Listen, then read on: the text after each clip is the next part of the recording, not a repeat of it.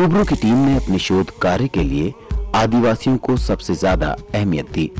हमने विकास की हर दस्तक से अछूते इस क्षेत्र को समझने की कोशिश की, क्योंकि हमारे प्रदेश का शायद ये सबसे अछूता पहलू है जहां सरकार और मीडिया की पहुंच भी सबसे कम है।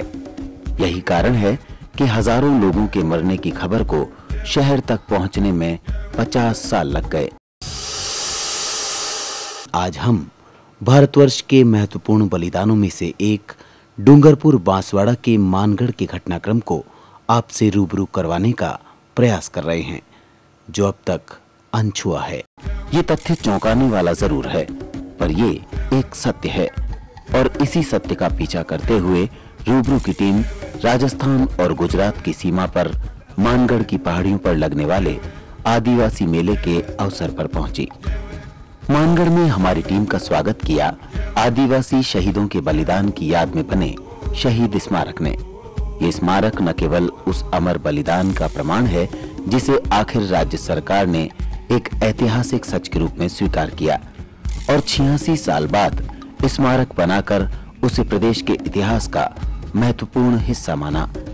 जिस सामूहिक शहादत के लिए यह स्मारक बना है, उस शहादत की पृष्ठभूमि में गोविंद गुरु की प्रेरणा है, इसलिए यहाँ उनकी तस्वीरें बिकती है। उनकी गिरफ्तारी की फोटो, उनकी अन्य तस्वीरें यहाँ भगवानों के बीच बिकती है। इस आदिवासी मेले में आज भी चिमटे, भाले और त्रिशूल सबसे ज्यादा बिकते हैं।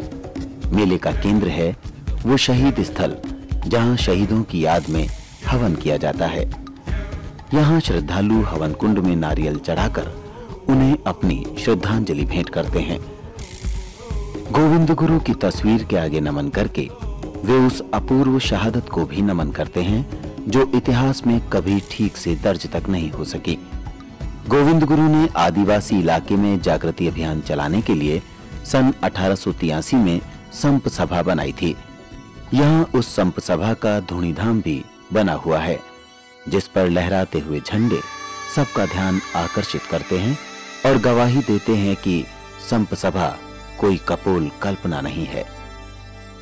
पर ये उत्सुकता मन में बनी रहती है कि आखिर कौन थे गोविंद गुरु, क्या हुआ था शहादत में, क्यों लगता है ये मेला, कितने लोग मरे थे और किसने मारे थे। शहीद स्मारक से जुड़े अनेक सवाल रूबरू की टीम के सामने थे। गोविंद गुरु ने आदिवासियों के बीच जागरण के लिए सन 1883 में जागृति अभियान शुरू किया। इसके लिए उन्होंने संप सभा नाम का संगठन बनाया। उन्होंने अपने कार्यक्षेत्र के लिए मानगढ़ को मुख्यालय बनाया। भौगोलिक रूप से ये एक ऐसा स्थान था जिसके चारों तरफ तत्कालीन राजपूताना की 5 और गुजरात की 2 रियासतें पड़ती थी।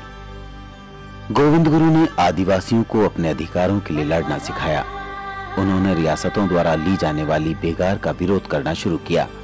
साथ ही वनोपज पर आदिवासियों के अधिकार की लड़ाई शुरू की तथा कृषि भूमि पर लेवी और महुआ से बनी शराब पर रोक का विरोध किया।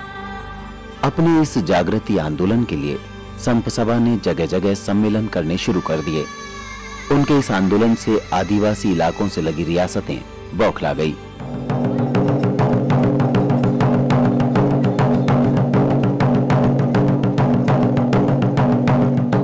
नवंबर 1913 को माघशीष पूर्णिमा के दिन मानगढ़ में सम्मेलन का आयोजन किया गया था।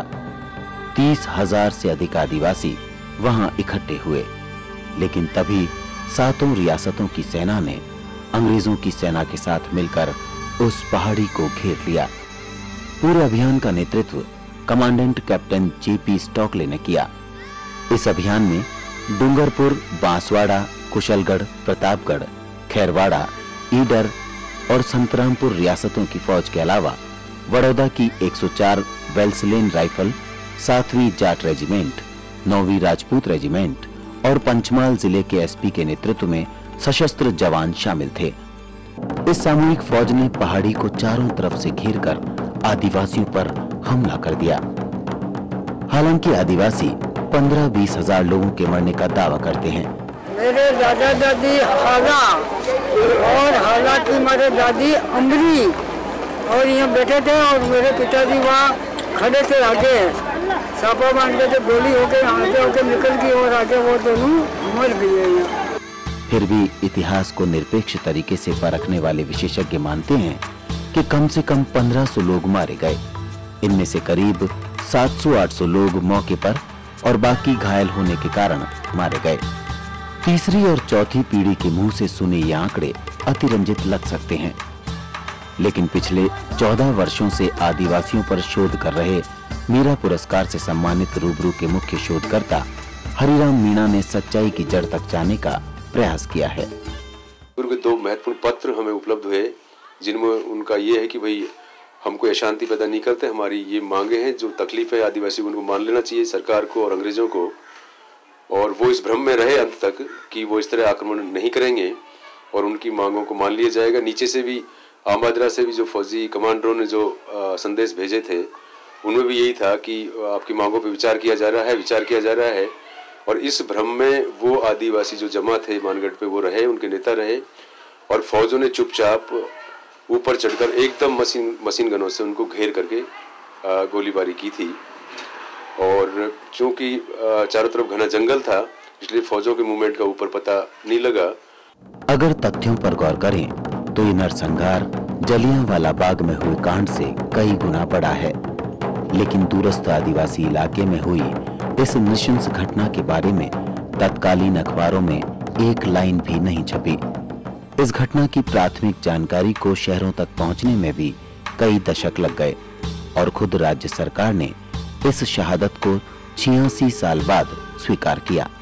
अपने अधिकारों की लड़ाई के लिए इकट्ठे हुए निहत्थे आदिवासियों की इस सामूहिक हत्या की याद में हर साल यहाँ पर मेला लगता है। दूर दूर से आकर लोग यहाँ अपनी श्रद्धांजलि देते हैं।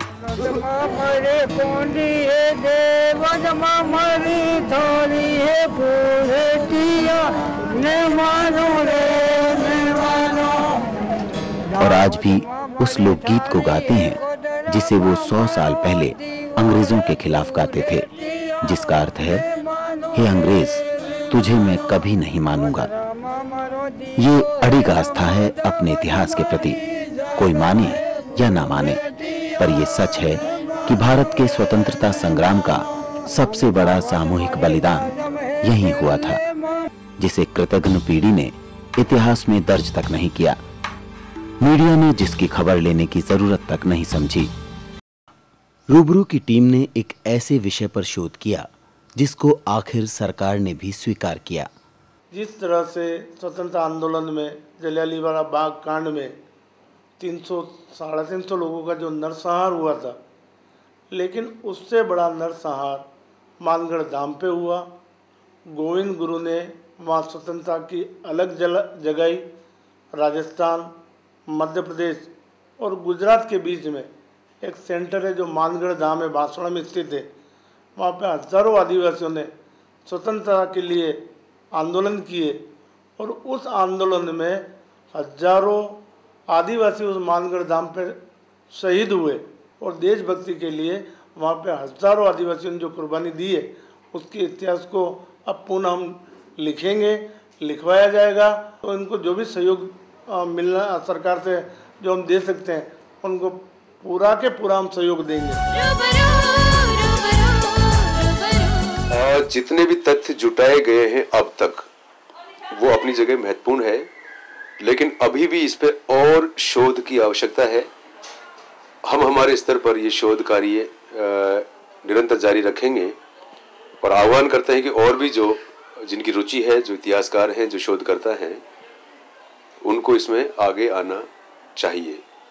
और उम्मीद करते हैं कि राजस्थान ही नहीं पूरे संपूर्ण भारत आदिवासियों के इस महान बलिदान को जाने और इस बलिदान को इतिहास में मान्यता मिले और जो प्रचार प्रसार तंत्र है उसके थ्रू भी लोगों को जानकारी मिलनी चाहिए कि इतना बड़ा बलिदान हुआ साम्राज्यवादी ताकतों के खिलाफ, अंग्रेजों के खिलाफ, सामंतवादी शोषण के खिलाफ।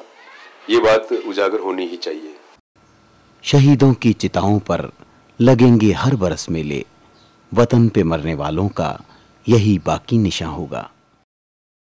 पर सच सिर्फ सच होता है और सच की इस अद्भुत शिद्दत को रूबरू की टीम का शत शत नमन।